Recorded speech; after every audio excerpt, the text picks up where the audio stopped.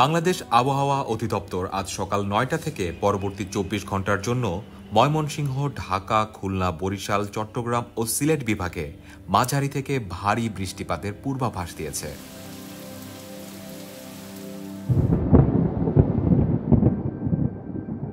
আবহাওয়া অফিসের নিয়মিত বুলেটিনে বলা হয়েছে, চট্টগ্রাম ও সিলেট বিভাগে অনেক জায়গায় এবং ময়মনসিংহ, ঢাকা, খুলনা ও বরিশাল বিভাগে কিছু কিছু জায়গায় হালকা থেকে মাঝারি ধরনের বৃষ্টি অথবা বজ্রসহ বৃষ্টির সম্ভাবনা আছে।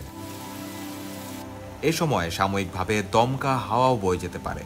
রংপুর ও রাজশাহী বিভাগের ১-২টি জায়গায়ও বৃষ্টি হতে পারে।